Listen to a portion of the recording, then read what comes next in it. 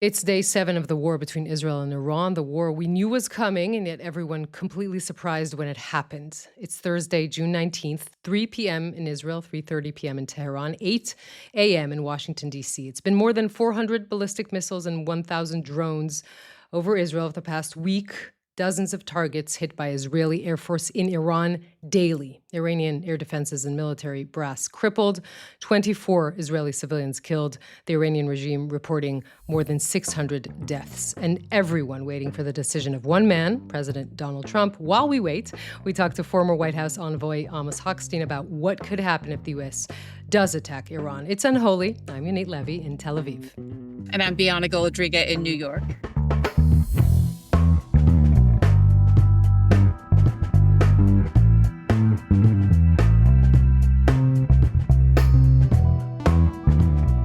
Bianna, CNN anchor and senior global affairs analyst, and my dear, dear friend. Thank you so much for doing this. I mean, we've been talking 3 or 4 times, I want to say a week, but actually sort of a day. I think it's more of a day now at this point. 2 years. Well, you know how much I enjoy spending time with you. Any opportunity I can get, even being a co-host and filling in for Jonathan, especially during times like these. You are the go-to podcast for so many listeners, including myself. So spending more time with you, even during troubling times, is a good day for me. And for me too. But of course, here in the U.S., all eyes are on Washington and the White House and what President Trump ultimately decides to do. He has sent mixed messages which he's known for over the past few weeks now. He's been quite coy and cagey with the Iranians, but making clear that he's fed up and that the window for negotiations are closing quickly, though we still don't have a definitive decision, just a lot of reporting on where his head is right now. Yeah, I mean, we're going to get into that further down the line in the conversation, also, obviously, with Amos Hochstein. But just to tell you a little bit about the mood here after a week of this war, which it kind of feels like this nation is kind of a nation of zombies. Like nobody's been sleeping because they're missile attacks during the night. So you kind of have this feeling of exhaustion that I can only compare to having a newborn baby, but without the joy. It's just the anxiety. I mean, on the one hand, obviously a jaw-dropping operation by the Israeli military, intelligence, Air Force over Tehran and Iran, things that I think would have sounded like, science fiction a few years ago. But the fact that, it looks like the Israeli Air Force owns the skies and what that means. But on the other hand, it is scarier than things that we have been used to. It's longer. It's these missiles. Some of them have warheads that are 500 kilos or 250 pounds. When they hit directly, it is devastation that is seen from miles away. Some people even killed in their safe rooms because of a direct hit from a ballistic missile. So it is a scarier experience. I think that even this war inside a war that already has been going on than things that we even Israelis have been grown accustomed to.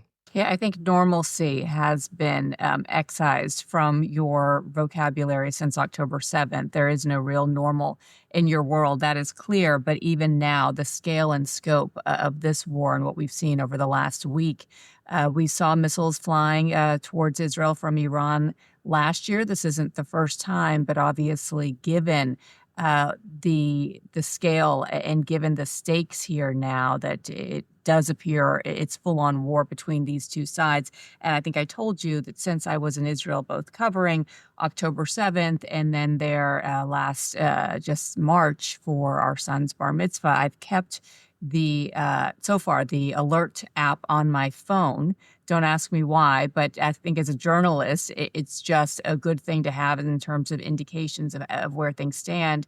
And I get, in the moment, real time updates. You get the sound too, because the sound is really. I get the sound on my phone and my watch because I haven't figured out how to turn it off. So don't people look at you like you're going to get coffee in Tribeca, and people are like, "What is that sound on your phone?" Right, or when I'm on air and we're getting alerts, probably 20 seconds after the fact that I've already had it on my phone and on my watch. But it keeps me up to speed with what is happening, and it has been surreal. It's been surreal to just see them coming and inundated, and the fact that thankfully Israelis have shelters to go to, the majority of them. But as you've pointed out, 10% of the country doesn't. Actually, And this is a real 28%. That's a larger, it's a 28. higher Wow. figure that don't Okay. have either a safe room or a shelter that is close enough to run to in a minute and a half. So that's a lot. That you have a lot of Israelis sleeping in like underground railway stations or underground parking spaces because it is a very dangerous. These are not. This is not child play. These are very serious No. missiles.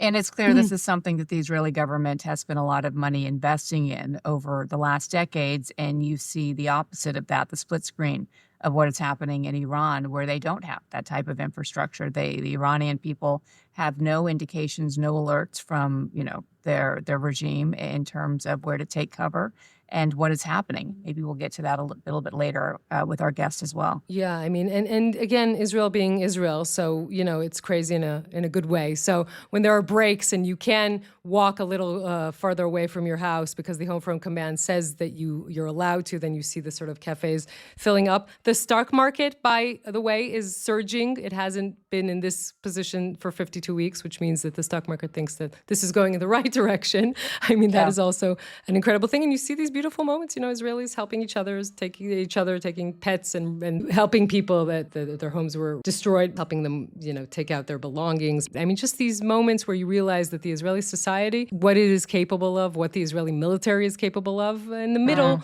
there is the Israeli government that in some cases seems to be a little bit disorganized when it comes to, helping the evacuees or helping, the Israelis stranded abroad. We might get to that in our chutzpah award. I'm just foreshadowing that for a moment. Well, I have to say, I woke up even this morning and this news developed so quickly as we are waiting to see what happens next. So we may be dating ourselves, but it was horrifying to read about the direct strike at the Soroka Hospital as well. And thankfully, the number of injured is not that large, and including the death toll, it could have been much larger, but it gives you the sense of who Iran and who the regime is striking towards. And what we've seen, sadly, over the last week has been civilians. Civilians in Israel have paid the largest price here. I know that Israel, when sort of gaming out what this war would look like, the number of casualties was significantly larger, I think in the thousands. They said worst case scenario. And thankfully, we're not there, and hopefully we won't get there.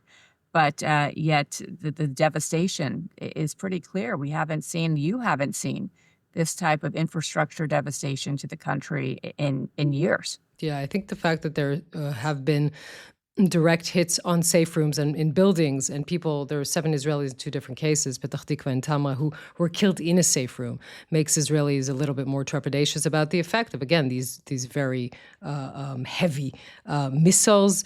You're right about part of the Iranian strategy is to target military bases and anything related to that, or industry and infrastructure, but also there has been part of their missiles have been targeted towards civilian population, and we're seeing all of that play out. Let's talk about the president and his decision. First of all, it seems like he's enjoying the whole world waiting for his decision. That's one thing is for certain.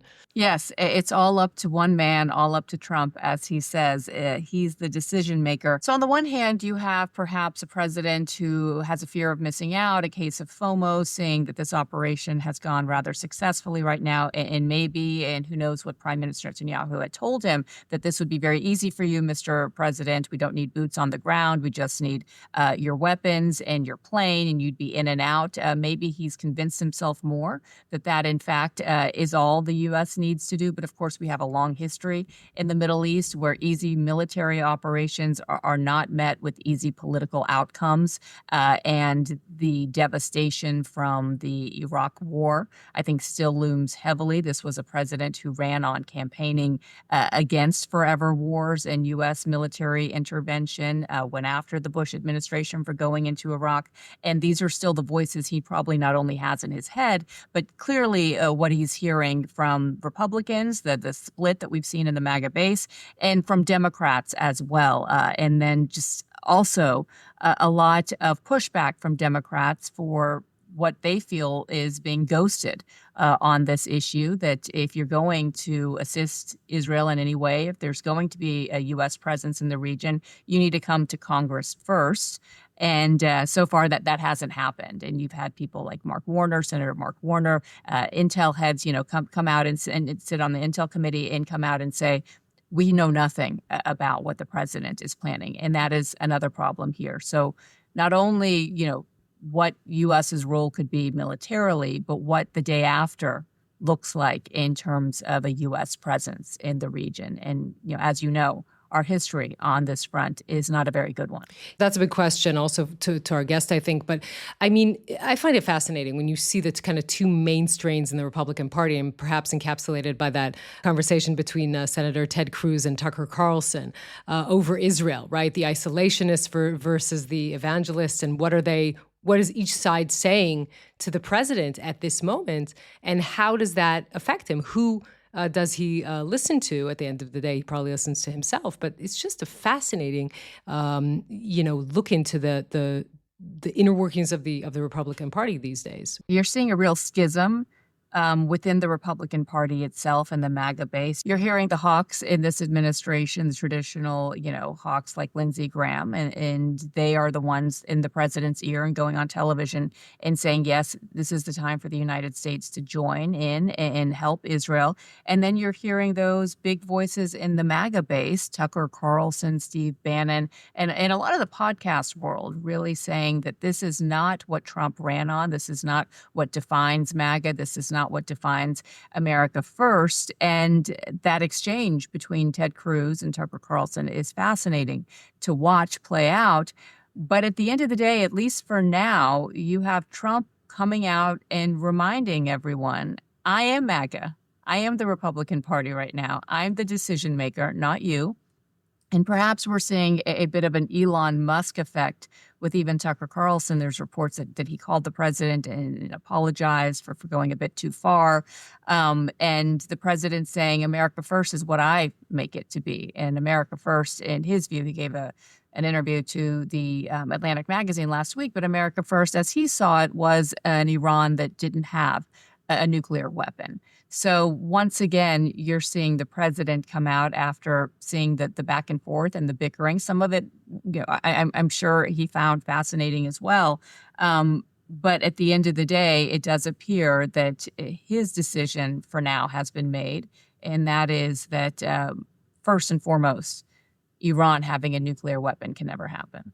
So we might see that playing out really soon. I mean, even our discussion here on Thursday afternoon Israel time about the dilemma of the president, perhaps in a few hours or a few days, that will become null and void, and he'll just see the president actually going forward with this. I'm so interested in you saying that it's parts of the MAGA world and also the podcast world. So I'm thinking about that headline in my head: podcast world tries to halt Trump's attack in Iran. It's just like, you podcasters have a lot of influence these days. I didn't know we had you that make much news, and you have important people listening and watching. But I think the force posture that you're seeing in the region just increase in size. The U.S. Navy destroyer entering the Eastern Mediterranean Sea, a second U.S. carrier strike group as well, and dozens of aerial refueling tankers, at least laying the groundwork for, if the president green lights an operation to strike at Fordow and nuclear facilities, everything they need is in place in terms of resources to refuel planes and to obviously intercept any incoming strikes from Iran. I want to talk about the Israeli attempt to get the United States on board. And let's remind our listeners of an interview you did this week with former Defense Minister Yoav Gallant. And he's talking about, what Israel needs from the United States. Let's listen into that.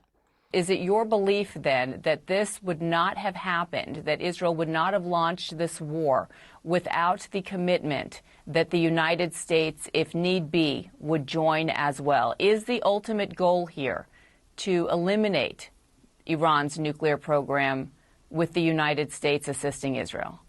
We are after the beginning of the war. The resolution have been made, and there is only one option now: to go forward and to accomplish the job. The job have to be done by Israel, by the United States, by the free world.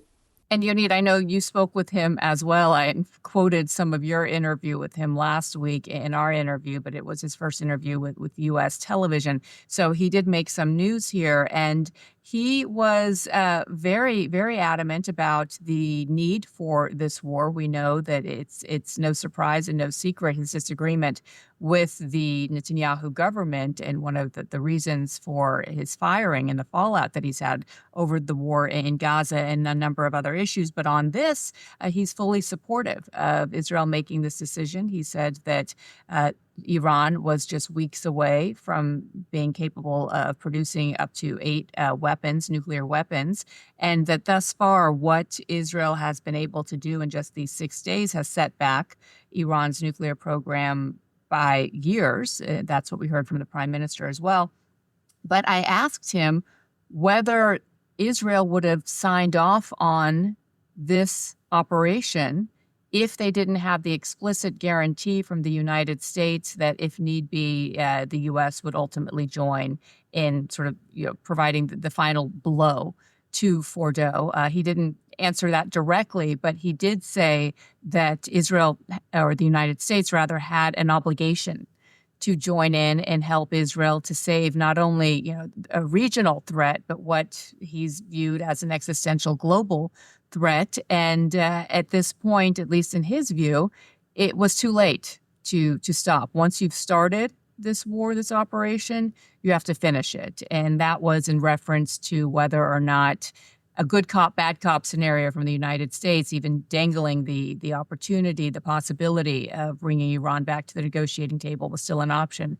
It doesn't appear, and you tell me, it doesn't appear in reading the tea leaves that Israel is allowing for that at this point. No, I don't know if, Israel could be the one telling the United States to do this or not, but I'm really interested in that word that he said to you, obligation of the United States, and how much, again, I assume that what is going on in these conversations is also saying to the United States that it is a danger to the world. And if Iran ever gets the, intercontinental ballistic missile, then it is threatening the United States as well, and Europe as well, and not only Israel. I just thought to myself as an Israeli listening to this, right? Ariel Sharon used to say, we never ask anyone to fight for us. We defend ourselves by ourselves. That changed on October 7th. That changed when Tony Blinken, as Secretary of State, sat in cabinet meetings in Israel about the course of the war. That changed when the coalition helped protect Israel in April of 2024 when Iran hit us for the first time. It's changing now. Whether that be a good development or a bad development, the fact that Israel needs the United States to help with this because it can't take on the nuclear sites alone, we understand that. So as you said, there's an internal argument within the Republican Party, also obviously criticism from the Democrats. And the YouGov Economist poll shows that most Americans think the U.S. military should not get involved in the conflict between Israel and Iran. You have 60% of U.S. adults saying no. If among Democrats, it's 65% saying no, only 15% saying yes. Among Republicans, 53% saying no, 23% saying yes. That's still a majority. Whatever your party affiliation is, still a majority saying we're against this involvement. Right. Though it is a bit nuanced. And Harry Enton, our polling guru here at CNN, showed us some data from CNN's new polling on this issue. And it's split. I mean, if you look at how many people support Trump's position as of now, more than you think, actually. The universal agreement among Republicans and Democrats is that Iran cannot get a nuclear weapon. 83% of Republicans support that. 79% of Democrats support that. 69% of Republicans, in the plurality overall, back airstrikes if Iran does try to get nuclear arms. But then they're posed the question of, should the United States have boots on the ground? How militarily involved should the United States be? Overall, 69% of Republicans, 64% overall vastly prefer a diplomatic solution than a military one. And this is where the president found himself this week. It was a whirlwind week. Remember, the G7 was meeting in Canada, and the president cut short his trip there even before he was supposed to meet with President Zelensky. Obviously, another ongoing war that the president said that he was going to be able to finish on day one and has yet to do so. He came back for a national security meeting here with his team at the White House to talk about the events unfolding in Israel and Iran. And when asked if he was pushing for a ceasefire, he said, no, I want more than a ceasefire. I want to put this to an end once and for all. Iran cannot get a nuclear weapon. It is a very interesting development for this region, and probably the right time to bring in our special guest for this week. Amos Hochstein was a senior advisor to President Biden. He's also the man who brokered the Israel-Lebanon ceasefire and many other titles. Amos, we're very glad to have you on Unholy today. It's great to be with you. I've been a long-time listener, so it's great to be here. We're glad to hear that. So, very simple question to start us off. What do you think is going to happen in that Trump dilemma? Should I or shouldn't I? Is he going to go for it? You know, one of the things that I don't predict is stock prices and what is happening inside Donald Trump's head. I don't know. I think the likelihood is significantly higher than it was at any point since the beginning of this. Obviously, he didn't want to do any type of military action. He came in on a number of big cases for his election. One of them was no more wars. I'm going to be the peace guy. I'll end Russia-Ukraine on day one. We'll get Gaza to be over, and we'll end the so-called forever war mentality of the neocon part of the Republican Party and go back to, I just do deals with everybody no matter what the situation is and avoid war at all costs, bring troops home from around the world and focus them domestically.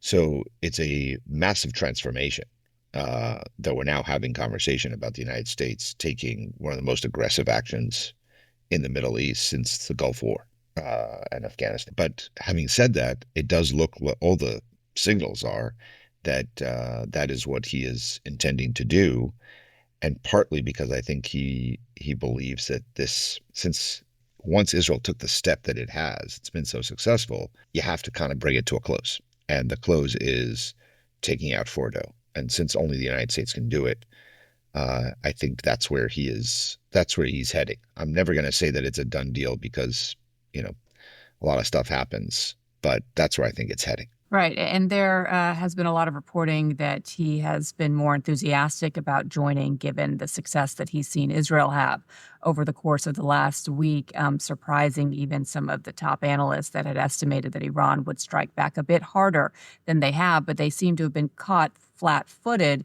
What if the United States ends up joining in, Amos, and does provide the bunker buster bombs that Israel needs now to really degrade Fordow, and then just leaves? I mean, is that a scenario that the U.S. is gaming out right now? Would that be a possibility? And then he could keep his promise to not have boots on the ground necessarily, but at least close the Iran nuclear dilemma.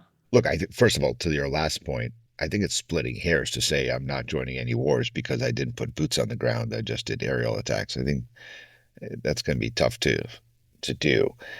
I think what I'm hearing in the region, in the Gulf, and even among those who are quite supportive of doing this, the biggest concern that everybody has is this zero conversation about day after. So let's take your question of, do you just do it? Well, what does just do it mean? One round? Not clear that one round would do it, and would do it meaning that Fordow is rendered completely inoperable and destroyed. So you have now to ask the question, do you have to do multiple rounds or not, and so on? Are you committed to the outcome versus the action? If you're committed to the outcome, then you keep going until you achieve it. The second question is, okay, Fordow's out. You still have to think about what do you do next? This assumption that the regime just collapses, we've heard this before. We've also heard that when a regime... You've tried this before, we should say as well. Yes, true, very true. Rather unsuccessfully, right? Remarkably, colossally unsuccessfully. Well, partly because we did succeed in collapsing the regime. The problem is that we bought into people telling us what it would look like when the regime collapses. A Jeffersonian democracy, a secret pro-Western population will rise up and take over. That has actually never happened, and since the end of World War II. So I worry about there's no preparation for that at the moment at all. So Bianna, I think that we have to think about what is the action we take. And that's why I think that we shouldn't take a deal off the table yet, in my view. If the outcome is what we care about, not the action, and that is that Fordow does not turn into a militarized program, is it a given that the only way to get there is an attack, and when did we get to that point? That's really interesting. When did we get to that point is a question, how and why. But before we get into that, I mean, I think the thinking in Israel is quite clearly, if only the United States comes in, attacks Fordow, and we're done. This round is done. The nuclear program is done. I'll take it one step further. The people who will really go into that maybe pipe dreams mode would say, again, moderate forces will take hold in Iran, and this would be a region engulfed by the Abraham Accords. But would you care to talk about what might be the risks? Because you are talking about an option of going to a deal before attacking Fordow, which might not be the scenario now. But what do you think the risks are if this attack gets the green light from the president? So first of all, I'm not convinced it's not the scenario now. I still think if I were back in my old job, I would still say, why don't we go out with a 72-hour ceasefire with a deal on the table that largely dismantles the capability of Fordow becoming a nuclear facility, a military facility, with expanded inspections, maybe 24/7 inspections, et cetera, et cetera. And then whoever rejects it is the loser, right? So if Iran rejects it, then I stay out of the way of Israel doing what they have to do. And if Israel rejects it, I tell them I'm not, then you're on your own. I'm not doing Fordow. So I think that there's a way to still have that outcome commitment. But let's talk about the risks, because I think they're underappreciated. Once the United States goes in militarily, there's no equation that says Fordow gets bombed, regime collapses. That is an outcome that is possible, but not necessarily. You also now have an Iranian civilian population that has been hit pretty hard itself. A lot of civilians are being killed and injured. The idea that they hate the regime doesn't necessarily, even those who hate the regime don't necessarily therefore like Israel. Okay.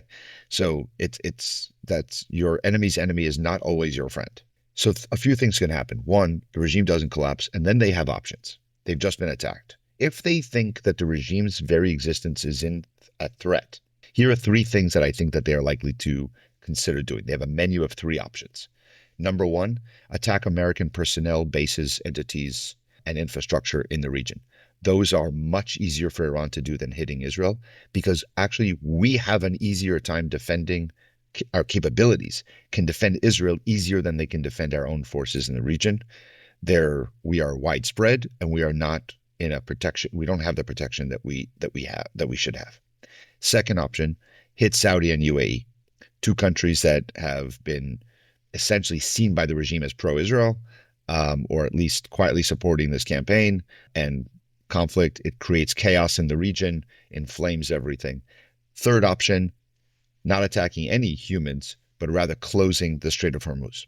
The pluses and minuses for Iran are, you hit American personnel. One, it takes the American president's base and says, whoa, now we have casualties. You talked about boots on the ground. We have casualties. We're now in George W. Bush territory. That's the upside for the Iranians. President's under pressure.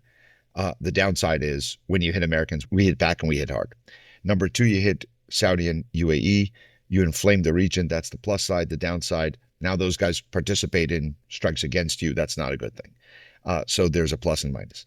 The third of Strait of Hormuz, oil prices probably, it's just less of a third of oil that goes to the world. The world cannot replace that. Even if we are able to forcefully open the straits, takes a few months, chaos, the economy of the United States goes into recession. The global economy probably goes into recession, definitely China, India, Europe. So you now have no lethal, but now President Trump has a double problem. One, he's militarily active in the Middle East that he said he wouldn't be. And two, his other claim was, I'm going to do everything on the economy. And now the economy is in a recession and gas prices are through the roof. So these are real risks that you have to weigh before you take this.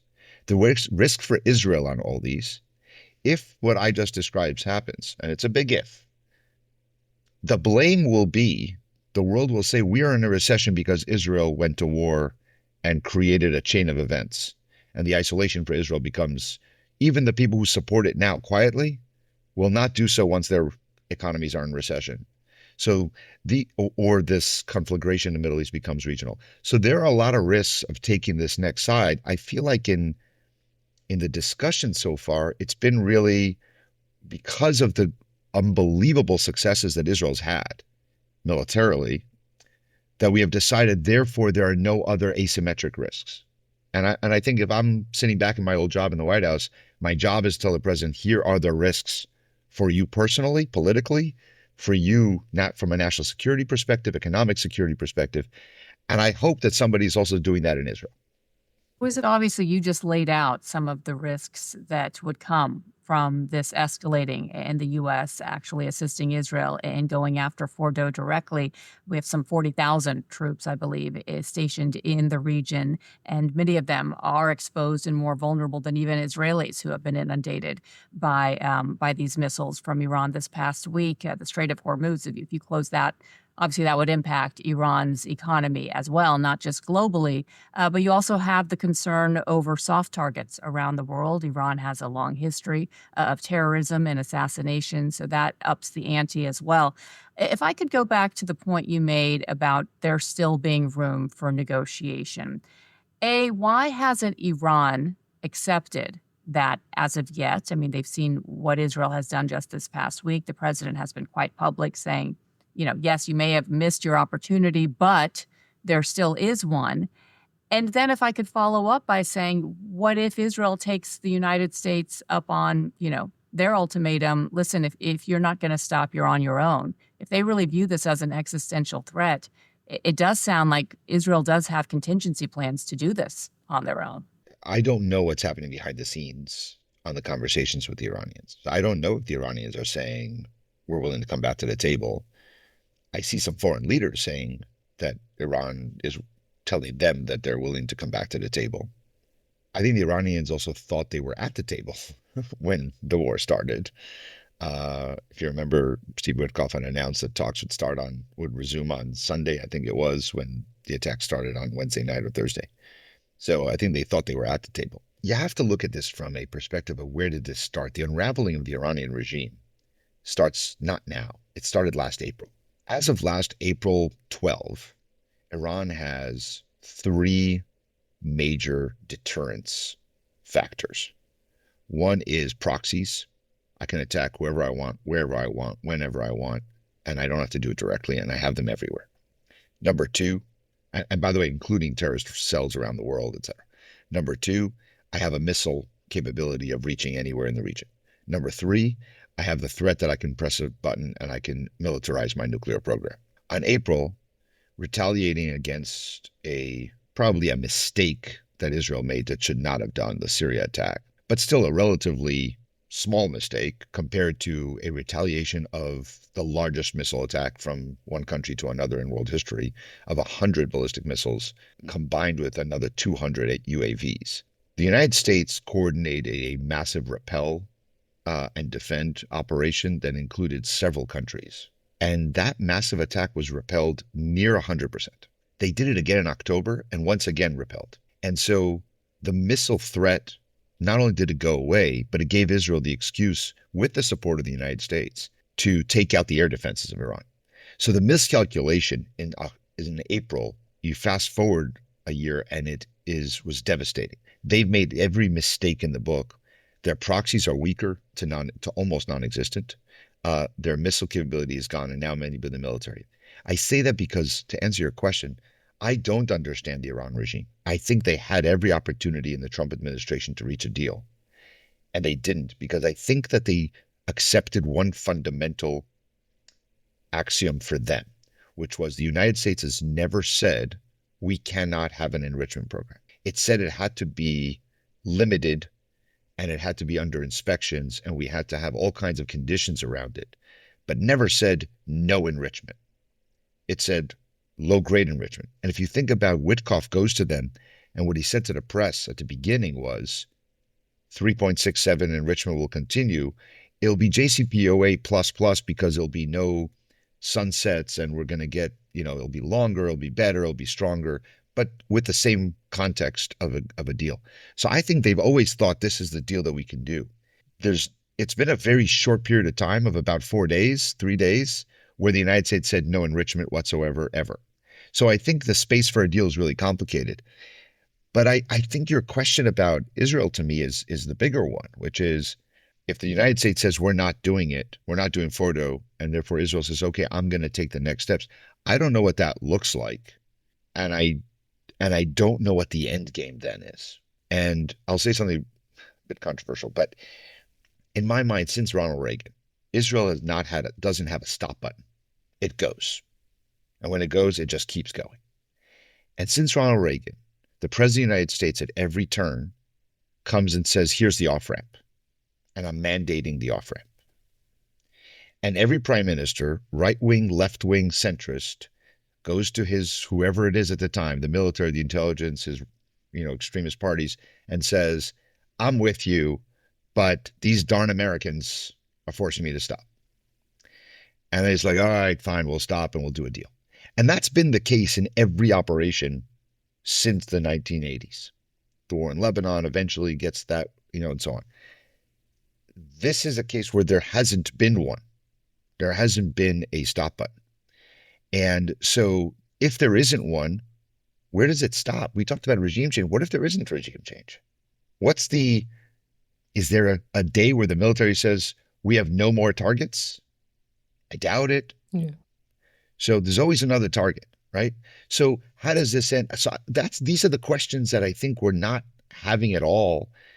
And I think the danger of not having them is Afghanistan. The danger of where we were there for 20 years. The question of not having them is Gaza. And no matter how this ends, eventually this subsides from the headlines.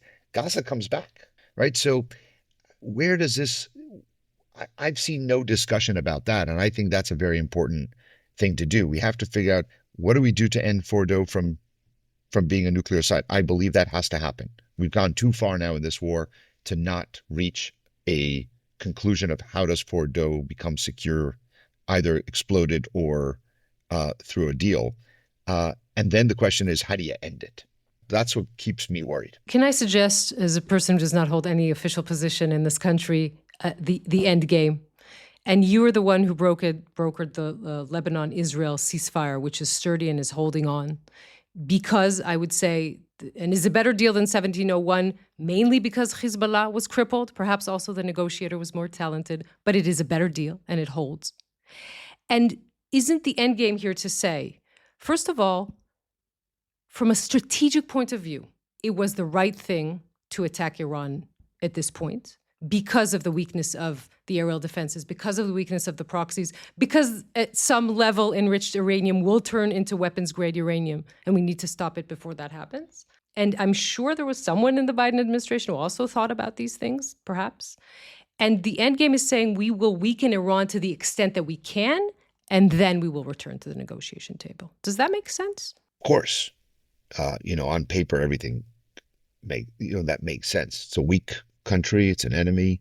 So you take the surprise attack and you decide to go after it.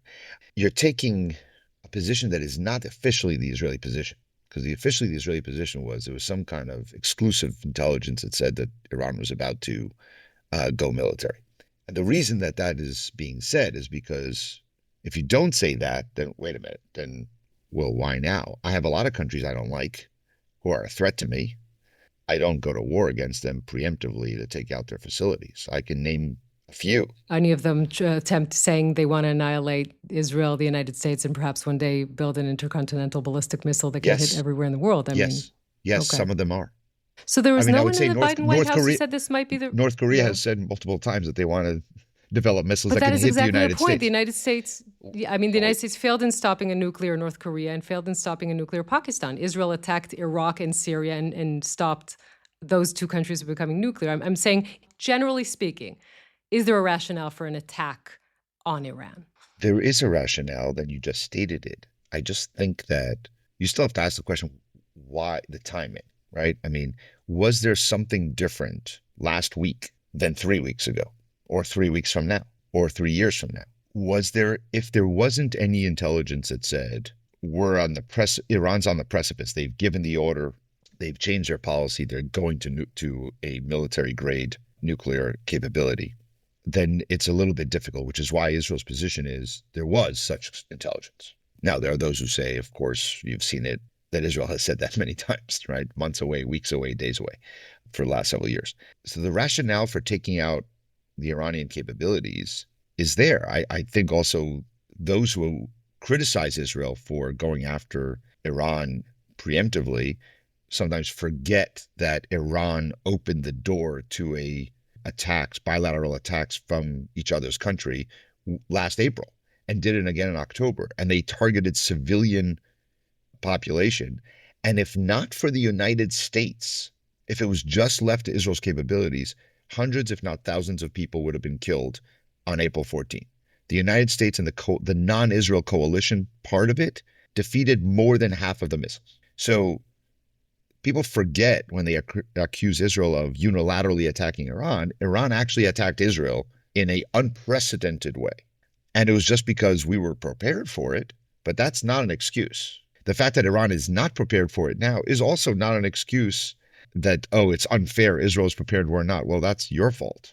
So I don't quibble with there's no, oh, Israel did something that poor Iran, right? I mean, Iran deserves a lot. But going to war at will against countries you don't like, this is not Iraq and Syria, because Iraq and Syria was a single strike to take out a single facility. This is now, I mean, Israel took out a broadcast in the middle of a live broadcast. There are no missiles in a broadcast. This is not just. So that's when my fear is, when you have a justified attack, does it go beyond, at some point you don't have an end. And when you don't have a targeted end, you say, okay, now what? Now I'm attacking other things. Now civilians start getting hit because it's no longer that initial circle of targets that were entirely military, right? Missile production and so on. That's the danger here. Israel has every right to defend itself. Hamas opened this war on October 7. Iran decided to take advantage of it. It made a miscalculation and it's losing. My main concern here is what's next? What's next for the United States and what's next for Israel? And for the United States, I worry about those asymmetric consequences. And for Israel, I worry about a conflict that does not have an end as a goal. Wars that don't have goals tend to go on a long time. And that's the U.S. experience. Vietnam didn't have it had a goal at the beginning, but by the end, it was an unrecognizable goal. And it just lasted for a decade. Afghanistan had no goal. So when you have no goals, they last forever. And that's my concern. And you're right to bring up the years now that we've seen even Prime Minister Netanyahu alone threatening that Iran was just weeks away, days away, months away from having the capability to produce a nuclear weapon. But it is also worth noting that these strikes began, I believe, the day after the IAEA came out and for the first time in 20 years said that Iran was non-compliant with the Non-Proliferation Treaty. So that is important to point out as well. Yeah. And there has been intelligence showing that they had become much more successful and focused on putting together a bomb itself, what is needed to put a warhead together. It was interesting to speak with former Defense Minister Gallant. Yonit also spoke with him in Israel and in Hebrew, and I spoke with him here. And I asked him if there had been discussions during his time in the Netanyahu government and your time in the Biden administration about just this. And he said yes, but not this specific plan, because obviously you still had Hezbollah in the picture. You hadn't gone after Iran at that point the way Israel did last year. But Brett McGurk, who is also one of your colleagues, told me that if Israel and the United States were to execute this successfully at this stage, that they have to be on the same page. And that is Fordow, and that's it. This can't turn into a mission creep type of operation where Israel then after the fact says we're going to go after Khamenei and we're going to even fathom the idea of regime change. We have the defense minister of Israel, I believe today, just saying that Khamenei is a target. And while every Israeli official said regime change wasn't one of their top priorities, if it happened, so be it. So what are your concerns there that the United States and Israel post, let's say, a successful Fordow operation? So one, I agree with everything you've said. In other words, the Board of Governors of the IAEA vote was a clear indication. Not only was it a vote to say that Iran was in violation, the overwhelming majority, where I think it was 3 countries who opposed, which was, I think, Russia, China, and Burkina Faso. And that's it. Everybody else said, look, Iran is now Iran in violation doesn't mean Iran was militarizing its program on its own. It means it's in violation. It's doing things that are undeclared. And I think you're also right that part of the weakness for Israel is the over 2 decades of Prime Minister Netanyahu telling the world, oh my God, we're months away. And in 2012, and I think it was 2015, where he said it was weeks away. So you have to start translating what does a month mean? What does a week mean? A month doesn't mean 30 days. It could mean 6 years. And what does weeks mean? So I think that He meant 300 or 400 weeks. Right. Don't be petty. Exactly. I think it's a weakness because you have those videos, right? That's the problem. When you say it's a weeks away in 2015 and then you come now and say days away, I was like, okay, so that means we have 10 years. But we've compiled it on CNN. I know. There's a video, yeah. So is Jon Stewart. And so I think that's part of the credibility factor. I think it's also very hard to say we're not here for regime change if you have your own ministers talking about regime change. If you're doing Farsi language interceptions of broadcasts and calling on people to rise up. In other words, you can't have it both ways, right? I don't think we should be in the business of regime change. I don't think we should be in the business of assassinating political leaders. I think that's a very dangerous precedent to set. And I don't think it's good for Israel either. Assassinating political leaders opens the door for rationale for people to do bad things in all kinds of places. And I don't think we should go there. And I don't think Israel should do it. And I don't think they should threaten. I also agree with Brett. Once you've gone into this attack mode where we are now, ending it and Fordow is still in full operation and there's no deal around it, there's no destruction of it, kind of renders the whole operation like, what did we achieve here? So something has to happen on Fordow. I agree with Brett on that. And I also agree can't have deviation. But Bianna, what is the deviation? Why is there a risk of deviation? Because I don't have a goal. There's no mission creep. Give me a conflict that hasn't had mission creep over the last 2 years. Even Lebanon was all about mission creep. The reason we were successful in Lebanon is because we were able to force an agreement before we negotiated of translating military gains into political gains and telling Israel, you want to keep going, you're going to go all the way to Beirut, because they were mission creeping. They kept telling us it'll only be 5 kilometers. And then it was 7, and then it was 10, and then they were attacking in Beirut. And then at some point you're like, okay, do you want to own a destabilized country to your north? Or we have a shot here of getting a ceasefire. And after, what people didn't focus on, after the ceasefire, I then continued working on a political weakening of Hezbollah. And that country is more stable today than it ever has before. If you destroy Tehran, then you have a destabilized country. And my biggest fear is that regime change happens and Iran looks more like Iraq regime change than anything else. And you have a factionalized country that is a magnet to jihadis and other bad actors it's a very porous border from Afghanistan and Pakistan and Turkey, and everybody comes into Iran and suddenly I don't know how to get there. And then who knows what happens? And then I get a Iraq or a Yemen that is very difficult to defeat because there's no centrality to it. So I hope that before we take a strike, we also ask these questions and tell the Israelis, okay, we agree, the B-2s do it, we take it out, and the next day we say all planes go back to your bases, everything stops.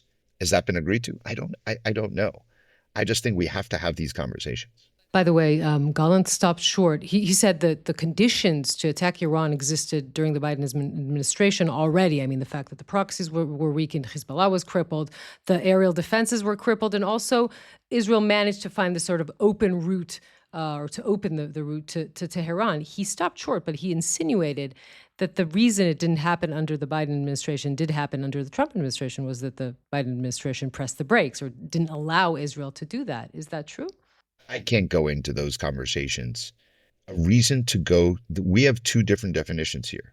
One was what we talked about before. If we believe that Iran is there's new intelligence, they are militarizing. The policy of the United States and successive administrations has been Iran will not be allowed to achieve nuclear weapons. That is the policy of the United States. Either they don't do it because they don't want to do it, they don't do it by a deal, or they don't do it because we deny them the capability through military action. All options were on the table. That has been said by every president for the last 30 years.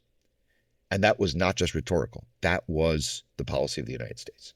But going to war without that understanding that Iran is taking that last final step was also understood by all administrations that we're not going to do. We're not going to start a preventative war if we did not have that intelligence. So the question becomes, hypothetically speaking, if during a Biden administration, the question would go to the president, and the president would say, is there a fear that all other options are no longer viable and Iran is about to go nuclear weapons?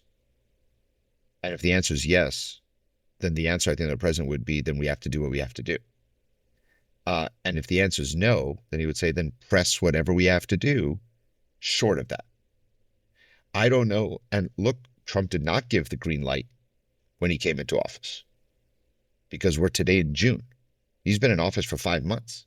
So the question is, what happened inside the month of June that while Steve Witkoff was negotiating, changed everything, and it was determined that it is no longer in the possible to wait, and the United States has to green light a military operation and potentially participate in it. That's the question. Though he did agree to green light in his final months in office in the first term, the assassination of Qasem Soleimani. So that was a decisive point and decision in his administration in those last few days. But not related to nuclear. No. Right? That was on terrorism charges. Yes. You've talked about the risks and sort of the worst case scenario if the United States does agree to participate militarily here. What are the risks if it doesn't? How is the rest of the world and how are other U.S. adversaries like China, like Russia, going to view the United States at the end of the day not coming to the assistance of one of its closest allies? I don't worry as much about that part because the United States has come to the assistance of Israel over the last 2 years in ways that leave no doubt in any country. There's no country that thinks, oh, the United States is going to abandon its allies because of Israel. If they have any of those concerns, it will be, not concerns, but if they'll draw those conclusions, it'll be around Ukraine, not about Israel. I mean, the amount of material, personnel, we have a THAAD inside Israel with Americans there. We have moved aircraft carriers around the world multiple times in order to support Israel. We have done this in both. I mean, you think about what happened in the aftermath of October 7, in that first week of what the United States did with military personnel, carriers, strike groups, and the amounts of munitions. I don't think China thinks the United States is abandoning Israel. If they draw any conclusion for their own regions and theaters, it'll be around Ukraine. So I don't worry about that. On Fordow, what's the risk of not doing it? I think the risk of not doing it is you just launched a war at the end of which the Iranian most important nuclear facility is still running. And that's a bit of a, so what was this all about? I think the risk is that people feel like you stopped short at the last minute. Maybe I wasn't for you doing it, but if you did do it, you kind of like, once you're in, you're in. And I think, therefore, I keep saying, I'm not saying that the United States should strike it. I think the United States should be mindful that Fordow cannot be as it was at the end of this campaign. Whether you get there by a strike or you get there through a last-minute deal where you're basically using coercive diplomacy of saying, look, you're teetering, guys. You're losing this battle. You've lost so much already. All you have to do is swear off nuclear weapon capability and potentially enrichment or whatever. Like, the deal could have there are different ways of skinning that cat, but you have a deal done over the next few days that says Fordow is no longer what it was. That's how this has to end. Israel sees the only end as it's destroyed physically, but that has traditionally not been, neither Trump nor Biden nor Obama was that the conclusion. It was that Fordow cannot be allowed to move to nuclear grade ever. And so that can be done other ways. We're in this now. it cannot end. I agree with Brett. It cannot end with Fordow being what Fordow was 2 weeks ago. It has to change. And the risk of not doing, if you stop with nothing, Bianna, which I don't think really is an option right now, I think that would be just bizarre, like irresponsible at this point. Regardless of what you think about how to get there. We talked a lot about the risks in the region. And when you think of just the overhaul of where we are, right, there's 7 days into the war, within the war, it's a war between Israel and Iran. The war in Gaza has been going on for 620 days. Can I ask for you to give us the optimist's version of how all of this can end? Look, you know me, I'm traditionally an optimist, which is why it's a lot easier to get up in the morning every day in my last job being an optimist. I think if you do real diplomacy and real creative thinking, and you can get deals done. Remember, in Lebanon, everybody said it was not possible to reach a deal in Lebanon unless you reach a deal in Gaza first. Weak Hezbollah or not, it was just not possible. And we did do it. And we did it for not because it was magic, it was because we decided that has to happen. The deal in Gaza, we actually had a deal in Gaza, and we got on that at the end of the Biden administration. We got hostages out, prisoners released, and the phase 2 was agreed to by the government of Israel and by Hamas and the Palestinians. And that was on day 14 of a 42-day ceasefire. You start negotiating phase 2, but basically the parameters of phase 2 were decided in advance. All hostages and alive and deceased come back. A certain amount of prisoners are released, and Israel withdraws from most of Gaza, and they deal with the day after. That did not get implemented. Israel never went back to that negotiating table. Gaza has to end, and for Israelis who think, okay, Gaza's off the headlines in Israel, it is not off the headlines around the world. And it is still, I think, a major risk for Israel. So the optimist version is we get some kind of, I think the best case scenario to me is still a last minute deal that prevents a strike on Fordow, and that Iran capitulates some of its longstanding red lines and agrees to some kind of deal on Fordow that gives us 20 years before we have to deal with this again. And we go back to the table on Gaza, realizing how precarious everything here is. Iran is weakened even further. Hamas is weakened. We do a deal on Gaza. We get the hostages out, finally, and Israel withdraws from most of Gaza with a day after plan. That is the optimist version, because I think then Israel walks out of this with unparalleled military strength in the region. It is the dominant military force of the Middle East, and it's able to rebuild a society that has been at war for psychologically and physically at war for 2 years and is able to thrive again. That is the optimist version. And I think President Trump should be focused in that direction and put all its efforts into trying to reach those deals. But knowing that Israel on its own will not reach these deals, and Israel on its own, militarily on its own, cannot go back to living in peace. It won't happen. You cannot do this with military alone. Military gains have to be accompanied and converted to political gains. And just to button this, I know Yonit said it was the last question, but on that point, do you think that President Trump, in the best case scenario, has leverage and possibly has already expressed to Prime Minister Netanyahu, we will help you finish Fordow, and then in return, you need to finish the war in Gaza? I don't think the United States president ever needs a specific item as leverage. We always have leverage. Again, Israel has a mantra that I've always disliked, which is by itself for itself.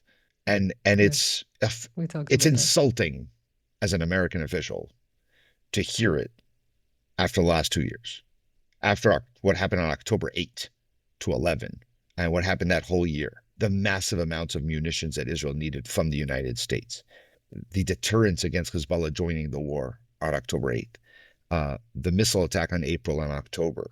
We have more aircraft carriers and destroyer groups in the Middle East right now than anywhere. And to be told like, yeah, we did everything by ourselves for ourselves. No, you can't. So the leverage is always there, Bianna. I don't believe any leverage that says You just, hey, Bibi, I'll do this, but you need to end the war in Gaza. Because no, I want to. That's what I'm doing.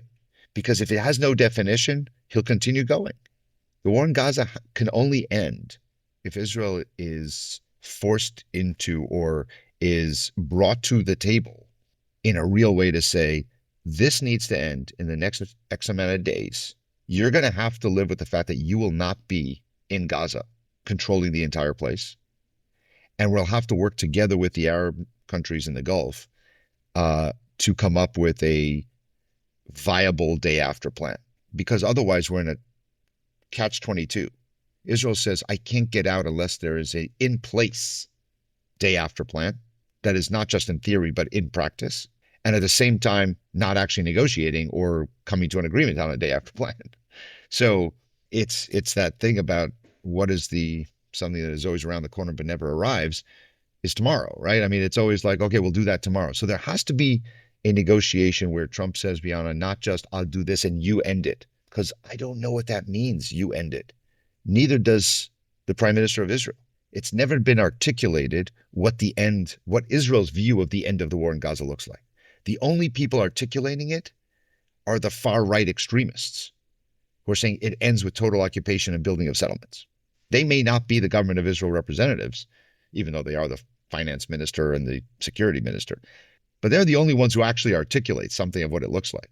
The Prime Minister of Israel has not said, here's what the end of war looks like. So President Trump's going to have to do more than just say, you have to agree to end it. And so I still think it's entirely possible to reach an agreement on both Gaza and the region that allows Israel to say, we won this round, we're coming out of it stronger, and we now have to rebuild at home and rebuild our relations around the world. And it will take some time, but ultimately Israel comes out stronger. But that starts with the recognition that you need to do it. That's the optimist approach. I think it's entirely possible.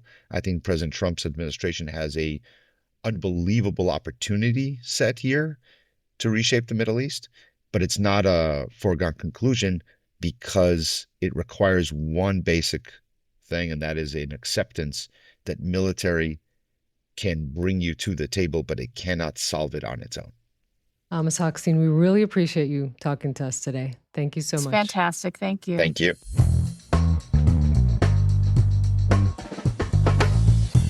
I thought that was a fascinating perspective of someone who obviously thought diplomacy would work and not an attack. That's clear. But as he says, once that happened, there has to be an end game to this, which I find very interesting. And he is, almost someone who knows this society very well, knows that Israel is very good under emergencies, not necessarily great at charting out what the, goal and end game is. Yeah, Israel's good at go, go, go, go, go, and it's just a matter of how they stop, is what he said. And you're right. I mean, I thought it was rather surprising to hear him say he's still hopeful that there is a path to diplomacy here. So we'll see if that is a viable option at this point. But also notable when he agreed with his former colleague, Brett McGurk, that if the United States was going to go do this now with Israel, that they had to finish the mission, and that is going after Fordow. And it's just a matter of what that day after looks like, if Israel and the United States can be on the same page, and perhaps the U.S. can rein Israel in for not contributing to more disarray there by even engaging in some sort of form of regime change. We should move to our awards because tradition is tradition, even if Jonathan is away. Look, I mean, there's only one contender for the Chutzpah Award this week. We should say, the moment that the strike started, Israel attacked Iran, and then the retaliation. Israel's skies have been, for the large part, closed, surprisingly, which means that about 150,000 Israelis were stuck abroad. In other areas, Israel was very well planned, for example, the attack on Iran, but in this area of bringing civilians back home, less so. And they're beginning to, there are obviously medical emergencies. People need to return to their work. People need to return to their families. And a lot of pressure put on the government to start organizing this or start finding a way, for example, from Cyprus, you can come not only by plane. And the Minister of Transportation, Miri Regev, saying in response to all of these claims and requests, enjoy your time abroad.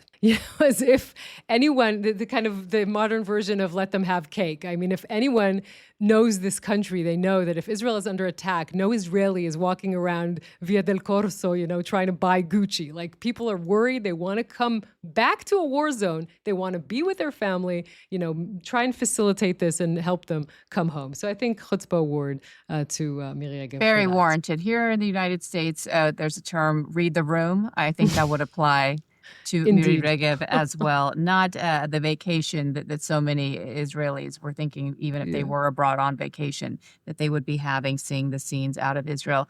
On the mensch side, it has been very endearing and heartwarming to see not only the first responders who have been going in, day out, and trying to rescue civilians as they were inundated with missiles, but also the medical teams that have managed to facilitate some very impressive and sophisticated underground hospitals to allow for obviously everything that patients need in a hospital during a time of peace, also at a time of war. And I was really struck by the news that a woman gave birth to triplets in Ramban Hospital. Triplets, that alone, remember at the top of the show. She deserves the Mensch Award of the Week.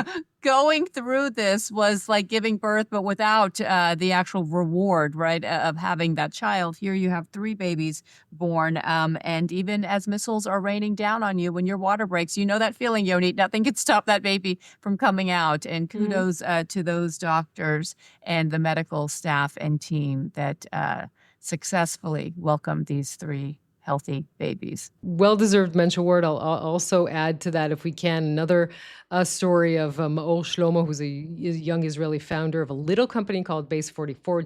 A company that didn't even exist 6 months ago, now sold to the Israeli internet giant Wix for $80 million. He's 31 years old. He's a known developer. He got called up for long reserve service after October 7th. And when he got back from his deployment, he sat down and built a new tool for a very big kind of trend in AI today, which is vibe coding. I think that essentially means that it allows every person, without being a coder, to create apps and websites. And he built this project alone from scratch. It's a one-man startup. He just recently hired 6 employees to help him. But I mean, this is amazing that he just got picked up by this huge company. So another Mensch Award, and we are winding up our episode this week. Bianna, thank you so much for joining me. It's always such a pleasure to have you on, and a huge thanks to Michal Porat. We should also tell our listeners these are obviously unprecedented days, so check out our extra episodes.